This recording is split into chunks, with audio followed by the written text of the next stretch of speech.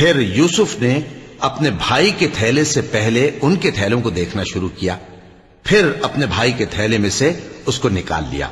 اس طرح ہم نے یوسف کے لیے تدبیر کی، ورنہ بادشاہ کے قانون کے مطابق وہ اپنے بھائی کو لے نہیں سکتے تھے، مگر یہ کہ اللہ چاہے۔ ہم جس کے چاہتے ہیں درجے بلند کرتے ہیں،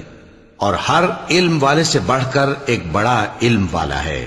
برادران یوسف نے کہا کہ اگر اس نے چوری کی ہو تو کچھ عجب نہیں کہ اس کے ایک بھائی نے بھی پہلے چوری کی تھی، مگر یوسف نے اس بات کو اپنے دل میں مخفی رکھا اور ان پر ظاہر نہ ہونے دیا، یعنی زیر لب کہا کہ تم بڑے برے ہو، اور جو تم بیان کرتے ہو اللہ اسے خوب جانتا ہے۔ وہ کہنے لگے کہ اے عزیز، اس کے والد بہت بوڑھے ہیں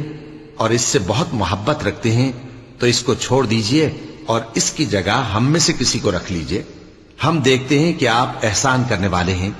یوسف نے کہا کہ اللہ پناہ میں رکھے کہ جس شخص کے پاس ہم نے اپنی چیز پائی ہے اس کے سوا کسی اور کو پکڑ لیں، ایسا کریں تو ہم بڑے بے انصاف ہیں۔ آخر جب وہ اس سے نا امید ہو گئے تو الگ ہو کر صلاح کرنے لگے۔ سب سے بڑے نے کہا، کیا تم نہیں جانتے کہ تمہارے والد نے تم سے اللہ کا عہد لیا ہے، اور اس سے پہلے بھی تم یوسف کے بارے میں قصور کر چکے ہو؟ تو جب تک والد صاحب مجھے اجازت نہ دیں میں تو اس جگہ سے ہلنے کا نہیں، یا اللہ میرے لیے کوئی فیصلہ کرے، اور وہ سب سے بہتر فیصلہ کرنے والا ہے۔